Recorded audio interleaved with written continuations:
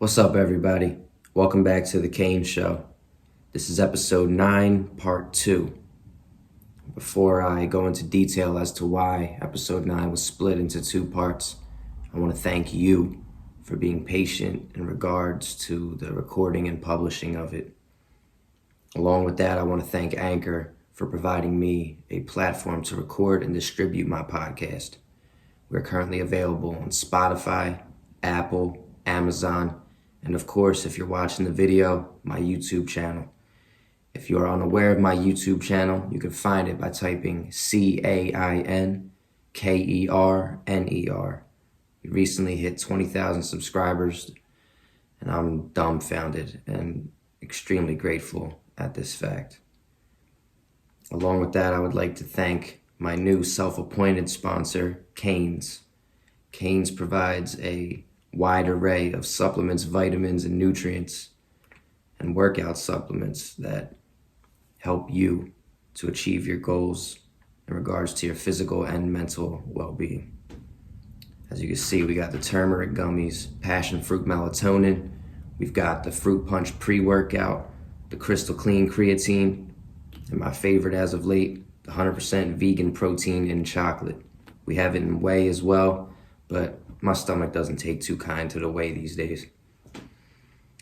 So, what really took me so long to record episode 9, and what actually led me to recording episode 9, part 2, and re-recording it, is that much of what I was about to talk about on the first part was about somebody that happened to walk in as I was recording. And out of respect to them and the situation, regardless of its current standing or non-standing, I'm not going to go into too great a detail. I pride myself in my ability to be transparent and be open and honest and share what I'm experiencing, but it's one thing when it's just me involved. It's another thing when there's a whole nother living, breathing person involved that I think very highly of and care very deeply for, regardless of whether or not that's somebody, that's around. And I was hesitant to talk a lot about it because I quite frankly, I didn't want to jinx it. And along with that, I also have never been in a situation where I had much to say that actually involved another person. I haven't dated in a while, and this recent situation made me realize how little I've dated in general. And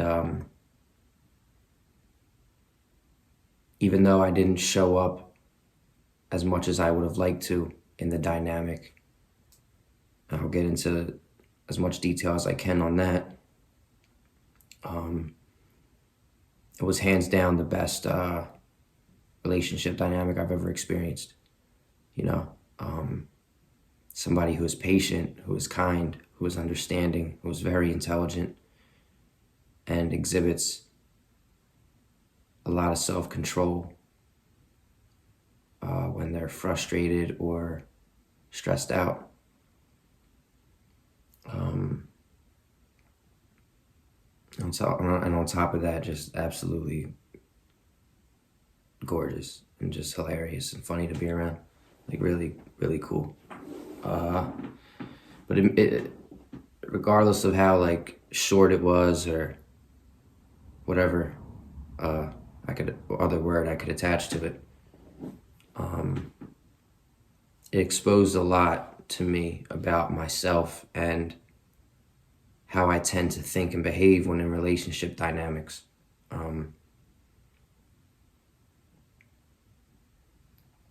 Excuse me. I've been struggling a lot with feelings of rejection and abandonment since, it happened. And, I'm going to therapy again. And even though for the better part of like 2+ years. I haven't taken any medication or been relying on medication. I started taking something on the 8th at the prescription of my psychiatrist. And although I'm really unable at this time to identify like what it's been doing for me per se, because of how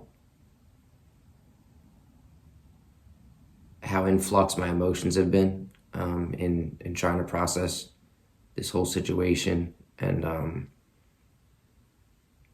grieving. I'm certain that it's gonna help, and the reason why is because I've gone so long just kind of relying on learning how to channel isolation into solitude, and from that solitude establishing routines that directly contribute to who I am today, the kind of man that I want to be. Taking care of myself physically and working out, improving my body, improving my mind, learning to establish my likes and dislikes as a person, and establish boundaries as I see fit.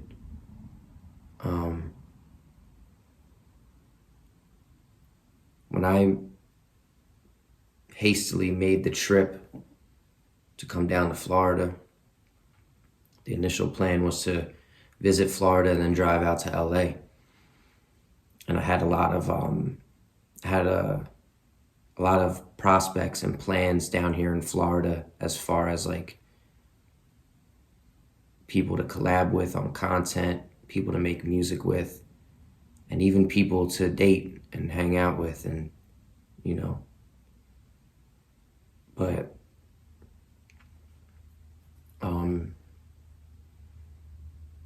when I got down here, I wasn't feeling too well.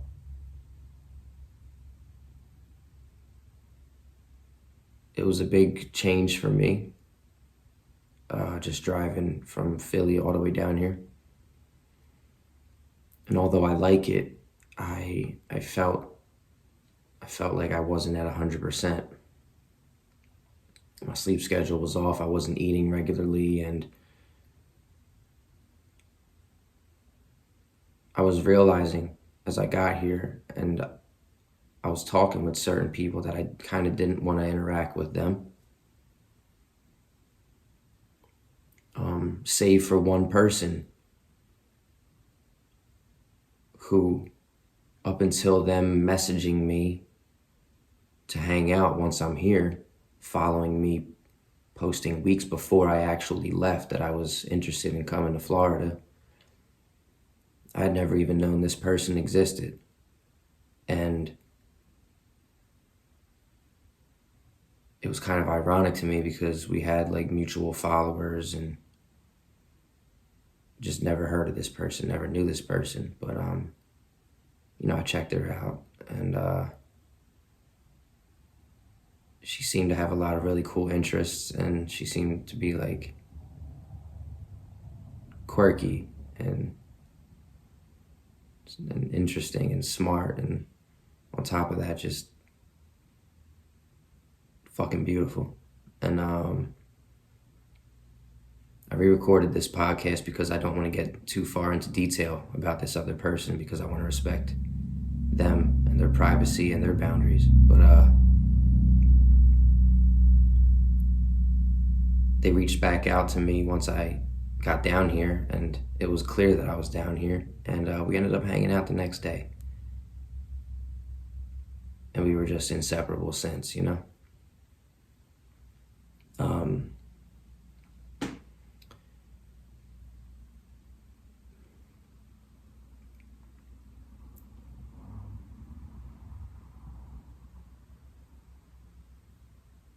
Since the whole falling apart of it, the dissolution of it. I've been a mess, you know, but it's crazy. I'm nowhere near as much of a mess as I used to be. Like, even saying it now, saying a mess is kind of weird because like I'm still working out and like getting all this content done and taking care of myself. My sleep schedule's on track. I haven't drank coffee in 5 days. I haven't even been taking the fucking pre-workout. I'm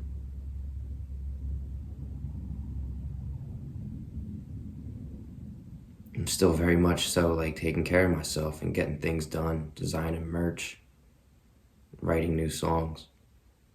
The only difference is, because that's all shit that I do anyway. The only difference is like now I'm like, you know, waking up crying my fucking eyes out. Like I was crying earlier talking to my therapist, and was crying on the phone last night to my boy Ruffin.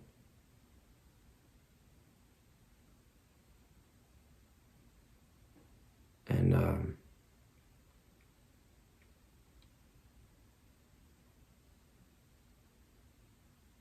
you know, how I handle things now is different than how I used to handle things. Like it doesn't even cross my mind to like consider drinking or getting high or nothing. A lot of people that are aware of the situation have been worried about me doing that. Even as far as like the, you know, self-harm shit, all that goes. Not thinking about that at all. You know? That was something I never really was like keen to anyway. For me, it was more about like self-destructive behavior, you know? Making poor choices. But I've really detached from that shit.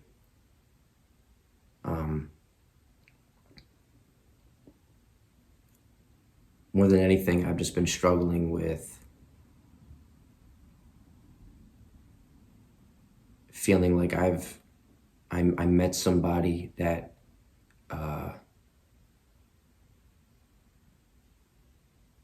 is special to me in beyond ways that I could even like cleverly articulate. Somebody that not only did I allow myself to entertain the idea of being with long term, but somebody that I could actually see myself like being with, and it working and getting along and being mutual and reciprocal and respectful, actually nice, you know? But what I've learned about myself from the dynamic itself is that I'm so used to navigating within relationships that are not reciprocal. I'm used to being with partners that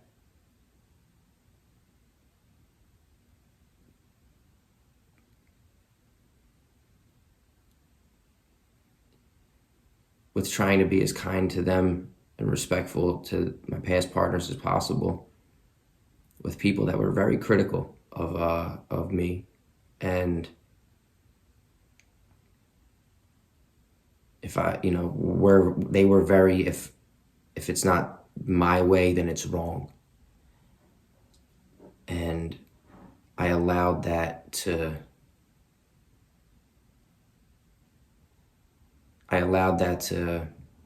enter into this dynamic. Hey, baby. Psst. I know, I'm filming the podcast. I had to redo it.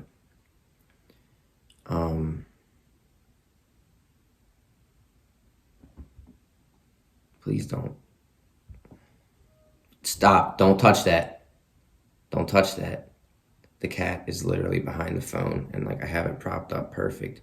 Please, baby, just lay down. Don't do it. Psst. Stop. It's this cat, Mochi. She's very sweet. Come here. Come here. Psst, psst, psst. Want me to grab you? Come here. Come on. Come here, babe. I'll show you to the people.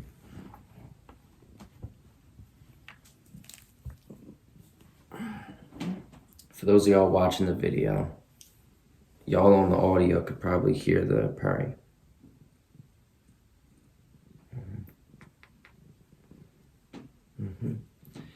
But yeah, alright, baby. Alright, I'll put you down, okay? Why are you wet? Why is your back wet? Well, I allowed that to enter into the dynamic. Like, when the most respectful and communicative partner I've ever had would begin to explain that I did something incorrectly, but they appreciate my effort, I took it immediately as, there you go, Cain, can't do anything right, you did it wrong. And it started to snowball. And again, with respect to this person, I can also recognize that you're purring so hard. That she was projecting some fears or some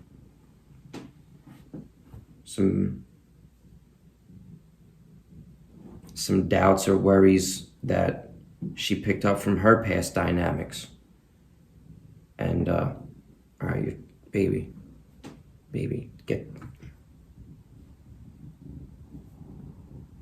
don't put them nails out.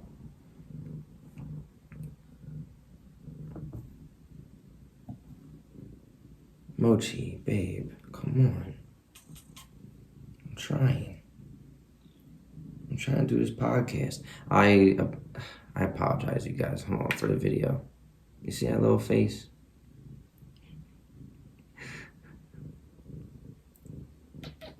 Mochi Robinson. But cause it wasn't all me. Like I'm sorry. Like I've been sitting here wallowing in shit the past like however many days, like crying my fucking eyes out about how I ruined this. But I'm realizing too, I'm like, oh no, like I'm not completely at fault here. Like I hold myself accountable. Like I really own up to my shit, But being faced with rejection and feeling these deep feelings of abandonment, I recognize it's not all because of this situation. It has a lot to do with feelings and emotions I've been harboring for quite some time now. And I wasn't able to cry since May of 2019. I started going sober in February of 2019. I got out, I was in the hospital for January of 2019. And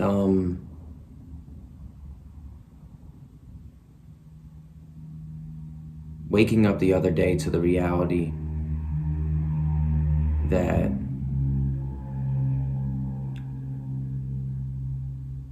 I quite possibly may never talk to this person again. May never be able to see this person again after spending like every fucking day with them. And in my own way, just being excited about the potential future with them. It broke my heart. And it hit me like a fucking truck, I've been hit by cars before, on my bike and, as a passenger and all that, stupid shit. I know what getting hit by a fucking truck feels like. And that's how I felt, like on my heart. Like I felt nauseous. I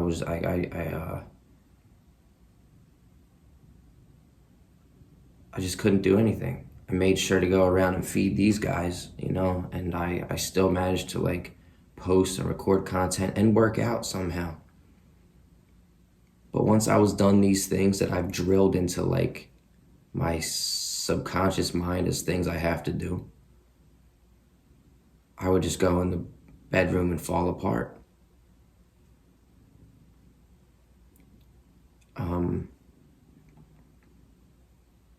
After like 3 days of just not leaving the house, I went to the market to go pick up some things.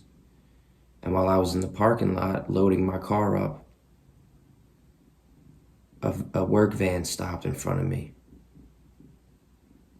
And the woman said hi and introduced herself. And she told me that she's a big fan of my content, and that she is living with bipolar 1 as well. And she told me that she really appreciates what I do. And then she said, "Welcome to Florida." And I just started to cry.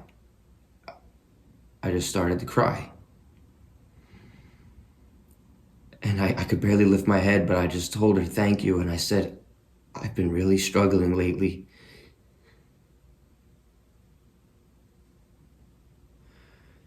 It was the only thing I could say." And she just assured me that everything was okay and that I was doing great and that it's okay to not be okay. And that it was really important and impressive that I'm able to recognize that I could use some help.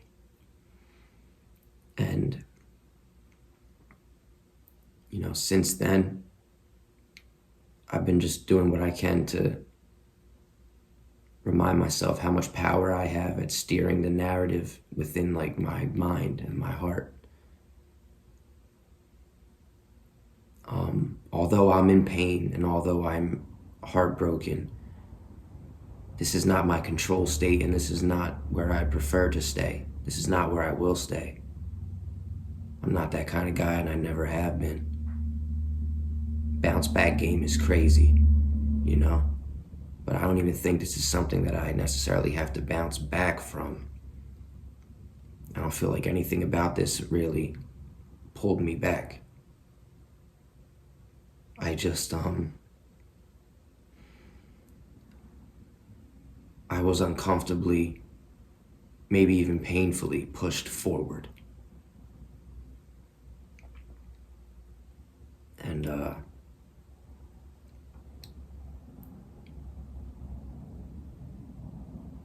I want more than anything to be able to be in a beautiful relationship with a beautiful person inside and out that I get along with, that listens to me and communicates and hears me out and is proud of me. And I want these things because those are the things that I come into a relationship at the ready to provide. The kind of man I am in a relationship when I'm 100% feeling comfortable in my own skin, when I'm taking care of myself, and when I feel like I'm on solid ground, I've got firm, secure footing. Maybe not even 100%, just more than the 65, 70 that I got here to Florida with. I'm supportive and I'm consistent and I'm affectionate.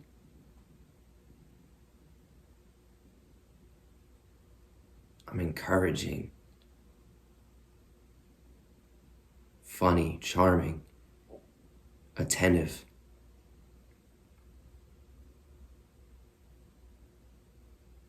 And when I got here to Florida, I just was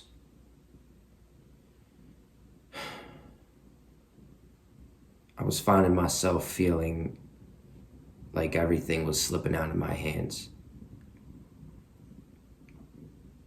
I don't regret my decision to come down here or to continue the travels out to LA whatsoever, not one bit. Excuse me, but hey baby. This cat is purring like, hold on. Look at the video. She's digging her nails in my leg. She is making the biscuits. When I came down here, I was worried a lot about the algorithm because I would have a video do 20K, and then I'd have a video do 4K, and then I'd have a video do 800, and then I'd have a video do 30K. And I'm at a point now where like this stuff's tied in, not only tied into my finances, but for so long in my life, it felt like potential was all I ever had. People would tell me, Cain, you're gonna do great things, you're gonna do great things. And it wasn't until recently I realized I had been doing great things all along. You know what I mean? I'm sure they didn't all mean it that way, but it's like, what do you mean I'm gonna do great things? I've been doing great things. That's how I got to the point I'm at now, where more people recognize that the things I do could be considered great. You know what I mean? For a while, it felt like potential was all I ever had. So with the success of my social media stuff, my music, the merch, the supplements, I felt like I finally had something I could point at and say, hey, look, millions of people follow me here, hundreds of thousands here. Look at all these sales. Look at all these plays. And when I started seeing things fluctuate during a time where I was traveling and making a choice to have more dictation over my life, I started to panic.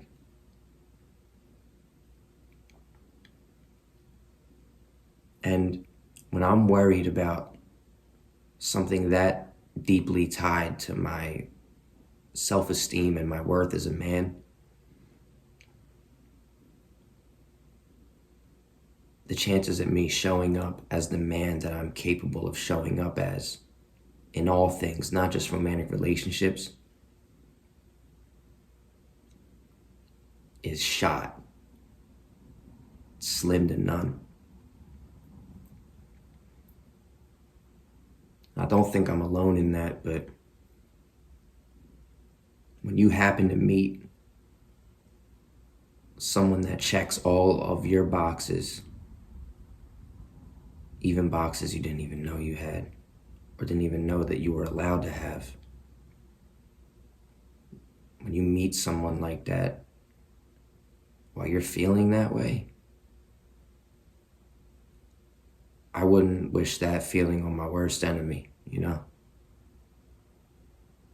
Because it's not like I was a dick. It's not like I was rude or, you know, shitty with this person.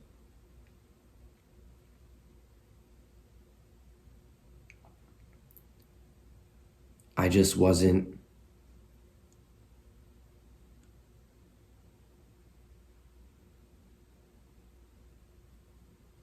embodying my true energy.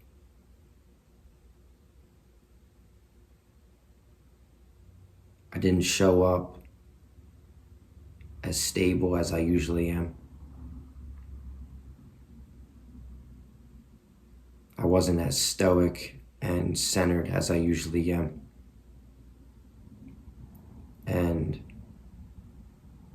I found myself more anxious than ever. I found myself more self-critical than ever. I was constantly worried of what this person was about to think or thought about whatever it is I was doing or was about to do, that I was damn near like frozen into inactivity. I wasn't as decisive as I usually am. I wasn't taking initiative on things that I'm more than capable of taking the initiative on. And this is a person that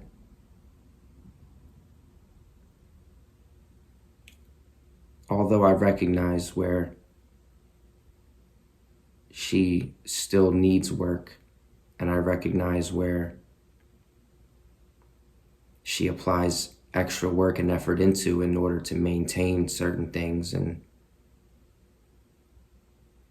support the level of stability she's established,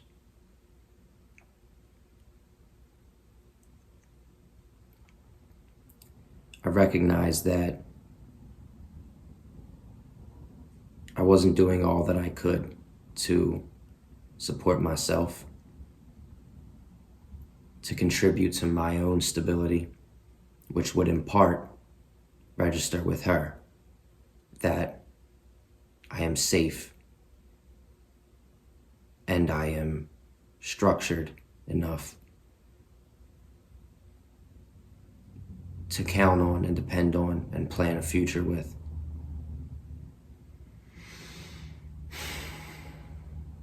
I like this episode a lot better than the last one I recorded, I'll tell you that.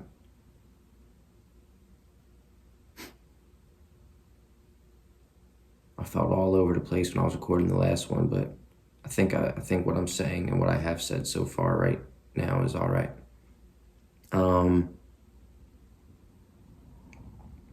Again, just to be clear, like I'm here to be accountable to what I did and didn't do, what I was doing and wasn't doing, but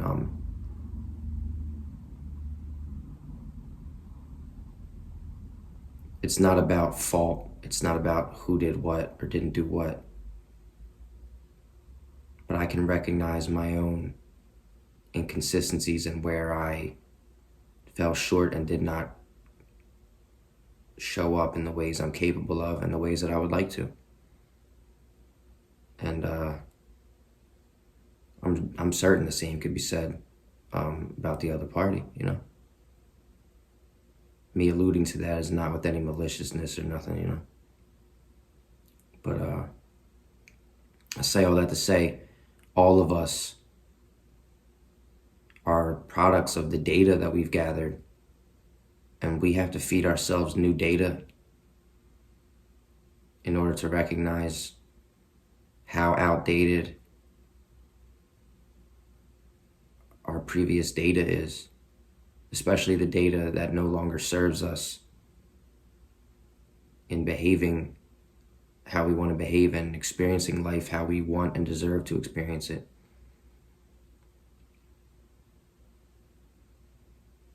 Long story short,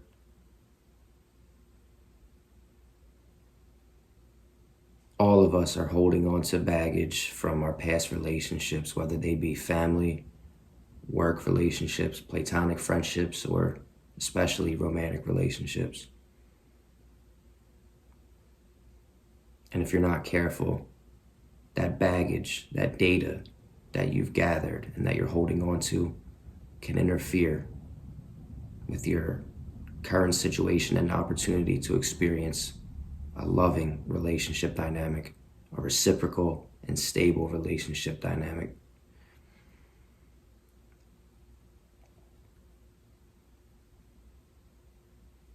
And more than anything, it's like it's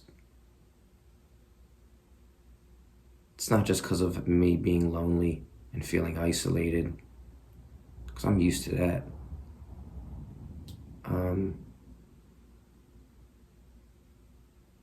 I really miss my friend, you know? Even though I wasn't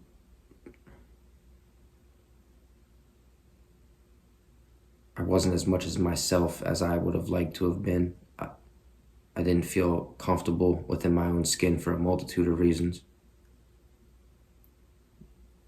I had such great times with this person. Whether we were actually doing some like planned activity or we were just going to like the market or like hanging in the crib. So fucking funny, so smart, like just extremely cool. Like, you know what I mean? So damn cool. So fucking like fascinating and interesting.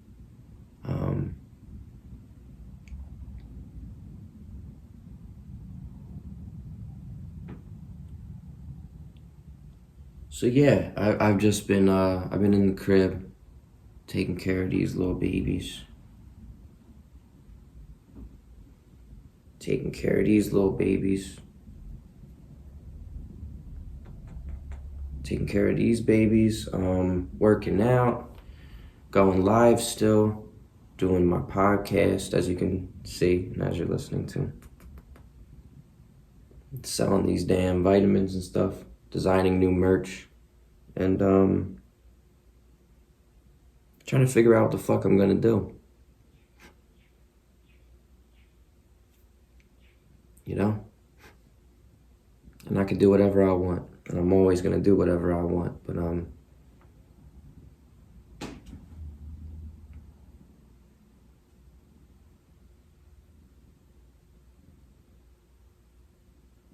you know, yeah, I'm hurting right now, you know? I am. But it's weird. I've attained a certain level of self-discipline over these past couple years. And a respect for myself that on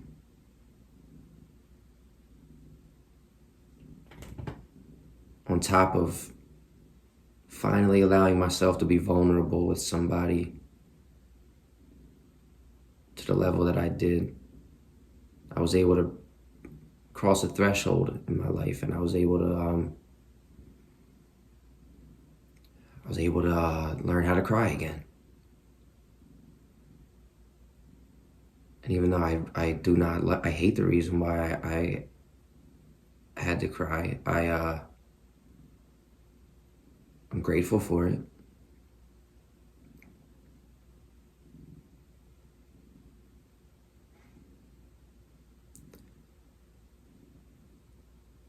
I got a bunch of music on the way, bunch of new merch and products, bunch of new videos. Gonna be doing some ASMR stuff for the YouTube.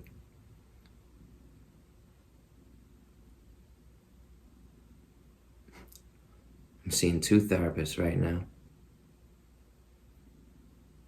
And,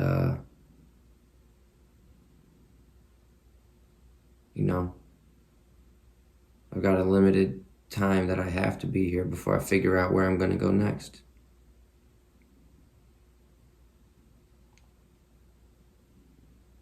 And wherever I end up, I'll be ready, you know, for whatever.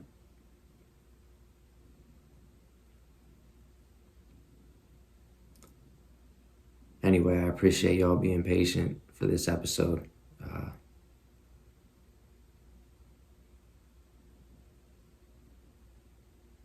What's poppin'? This was the Cain Show. Say bye, Mochi.